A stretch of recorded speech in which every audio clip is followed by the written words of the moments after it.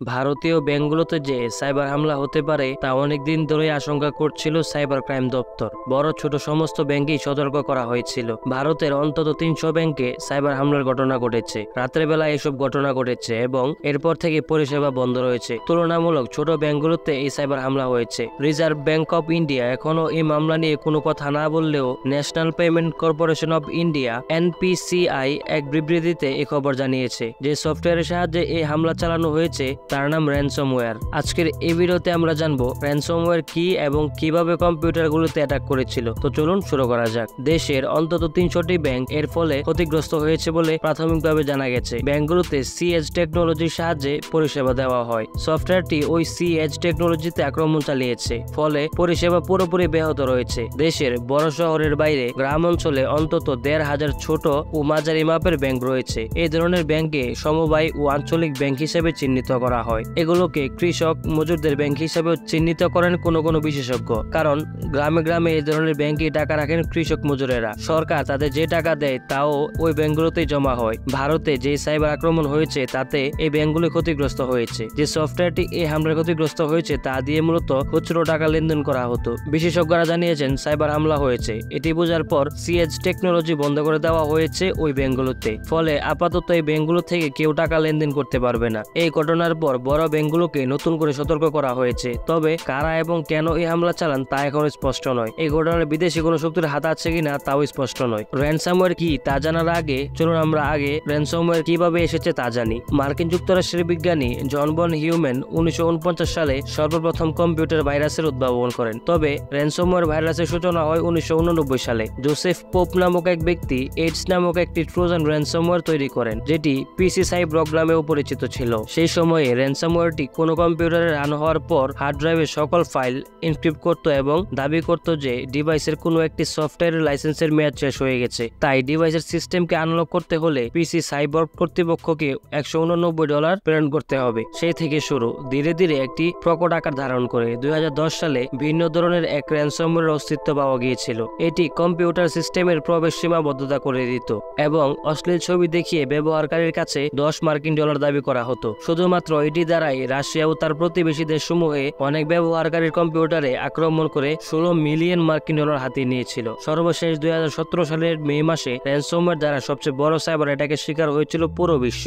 WannaCry নামক এক ransomware বিশ্বের প্রায় 100টিরও অধিক দেশের লক্ষাধিক ব্যক্তিগত কম্পিউটার আক্রমণ করে। এমনকি পৃথিবীর অনেক বড় বড় কোম্পানির সাইবার নিরাপত্তা ব্যবস্থা হুমকির মধ্যে পড়েছিল। এই সাইবার অ্যাটাকে রাশিয়া, ইউক্রেন, তাইওয়ান সহ আরো বেশ কিছু দেশ বিশাল ক্ষতির সম্মুখীন হয়েছিল। বাদ যায়নি আমেরিকা, চায়নার মতো শক্তিশালী সাইবার সিকিউরিটি সম্পন্ন দেশগুলো। এমনকি বাংলাদেশেও বেশ কিছু ব্যক্তিগত ও প্রাতিষ্ঠানিক কম্পিউটারে আক্রমণ করেছিল সাইবার অপরাধীরা। র্যানসমওয়্যার থেকে পরিত্রাণ পায়নি বিশ্বের সবচেয়ে শক্তিশালী সাইবার নিরাপত্তা ব্যবস্থা বিশিষ্ট অ্যাপেলের ম্যাক অপারেটিং সিস্টেম। 2016 সালে প্রথমবারের মতো র্যানসমওয়্যার আক্রমণ করে ম্যাক অপারেটিং সিস্টেমে। ক্যারেঞ্জার নামক র্যানসমওয়্যার সর্বপ্রথম ম্যাক অপারেটিং সিস্টেমকে থাবা মেরেছিল। এরকম হইচই ফেলা এই ঘটনার পর অ্যাপেলের সফটওয়্যার নিরাপত্তা কর্মীরা দল বেঁধে সমস্যার সমাধানে নেমে পরে খুব দ্রুতই তারা তাদের অপারেটিং সিস্টেমে নতুন আপডেট যুক্ত করে, যার নাম এক্স প্রোটেক্ট। তবে সবচেয়ে চিন্তার বিষয় হচ্ছে এই র্যানসমওয়্যারের ইনফেকশন এখনো পর্যন্ত ছড়িয়ে চলেছে এবং দিন দিন ভয়াবহ রূপে আক্রমণ চালিয়ে যাচ্ছে।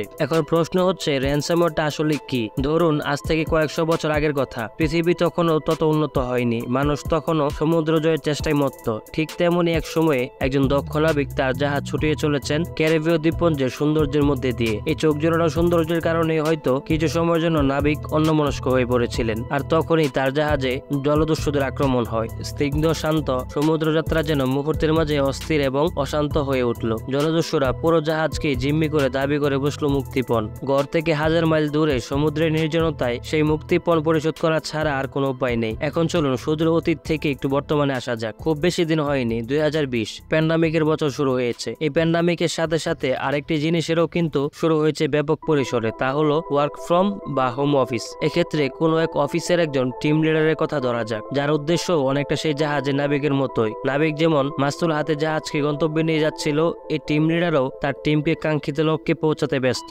শুধু জাহাজের বদলে তার হাতে আছে একটি কম্পিউটার। কোনো এক সকালে উঠে এক কাপ কফি হাতে নিয়ে কাজ শুরু করার জন্য পিসি ওপেন করতে স্ক্রিনে দেখা গেল একটি মেসেজ এবং তার সাথে সাথে টিম লিডারের কপালে বিন্দু বিন্দু ঘাম আর দুশ্চিন্তার গভীর রেখা। র্যানসমওয়্যার কি? এ তো সেই জলদস্যুরাই। যুগের সাথে সাথে পাল্টেছে তাদের রূপ। এখন তারা ডিজিটাল ফর্মে উপস্থিত। তাদের উদ্দেশ্যও সিমিলিয়ার, আপনার কম্পিউটারকে কোনো ভাইরাসের মাধ্যমে আক্রান্ত করে আপনাকে মুক্তিপণ প্রদানে বাধ্য করা। এই ভাইরাস বা ম্যালওয়্যারকেই সহজ ভাষায় বলে র্যানসমওয়্যার। র্যানসমওয়্যার হলো এমন বিশেষ কিছু কম্পিউটার প্রোগ্রাম যা ইউজারের অগোচরে কম্পিউটারের ভেতরে প্রবেশ করে এবং বিশেষ কিছু ফাইল কিংবা সম্পূর্ণ সিস্টেম ইনক্রিপ্ট করে লক করে ফেলবার ক্ষমতা রাখে। এই ইনক্রিপ্টেড বা লক হয়ে যাওয়া ডাটা উদ্ধারের একমাত্র উপায় হলো একটি ইউনিক ডিক্রিপশন কি, যা শুধুমাত্র হ্যাকার বা র্যানসমওয়্যার যে প্রস্তুত করেছে শুধু তারই জানা, এবং এই ডিক্রিপশন কি দেওয়ার বিনিময়ে তারা বিরাট অঙ্কের টাকা দাবি করে মুক্তিপণ হিসেবে, যা না পেরে সমস্ত ফাইল নষ্ট করে ফেলার হুমকি দেওয়া হয়। সঠিক সময়ে সঠিক পদক্ষেপ না নিলে, সাবধানে পুরো বিষয়টি ম্যানেজ না করলে র্যানসমওয়্যার কোনো ব্যক্তির কিংবা প্রতিষ্ঠানের অপূরণীয় ক্ষতি করে ফেলতে পারে। এখন আসুন জানা যাক র্যানসমওয়্যার আসলে কিভাবে কাজ করে। কোনো র্যানসমওয়্যার প্রধানত ফিশিং ইমেল কিংবা সন্দেহজনক ওয়েবসাইটের মাধ্যমে কম্পিউটারে প্রবেশ করে। তেমন কোনো একটি ইমেল ক্লিক করা কিংবা ওয়েবসাইটে ভিজিট করা যথেষ্ট একটি র্যানসমওয়্যারের জন্য কোনো পিসিতে প্রবেশ করার উপায় হিসাবে। পিসি আক্রান্ত হবার আরো বিভিন্ন উপায় থাকলেও এগুলোই মূলত সবচেয়ে কমন। এমন অ্যাটাক সাধারণত একটি সিঙ্গেল পিসিতে শুরু হয় এবং ধীরে ধীরে সেই পিসির সাথে কানেক্টেড অন্যান্য পিসিতেও ছড়িয়ে পড়ে।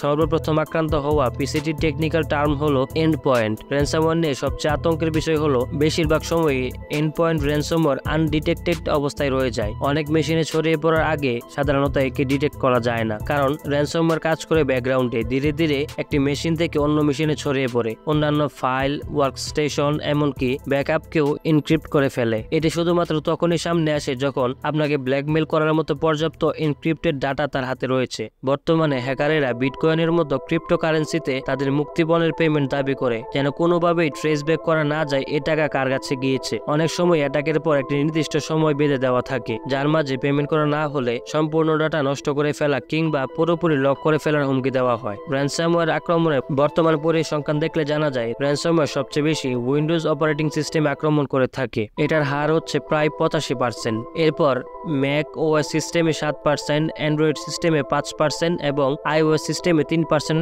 আক্রমণের রেকর্ড পাওয়া যায়। র্যানসমওয়্যার আক্রমণের মাধ্যমে হ্যাকাররা ব্যবহারকারীদের নিকট হতে 2018 সালে $8 বিলিয়ন, 2019 সালে $11.5 বিলিয়ন এবং 2020 সালে $20 বিলিয়ন আদায় করেছে। অতএব বুঝতেই পারছেন দিনে দিনে হ্যাকাররা এই র্যানসমওয়্যারকে কতটা শক্তিশালী হিসাবে গড়ে তুলছে। তবে আমরা চাইলেই একটু সচেতনতার মাধ্যমে এই ম্যালওয়্যার থেকে নিজেদের কম্পিউটার তথা আমাদের তথ্যসমূহকে সুরক্ষিত রাখতে পারি। আজকের এই ভিডিওটি এই পর্যন্তই। কেমন লাগলো অবশ্যই কমেন্টস করে জানাবেন। সকলে ভালো থাকবেন, সুস্থ থাকবেন। আল্লাহ হাফেজ।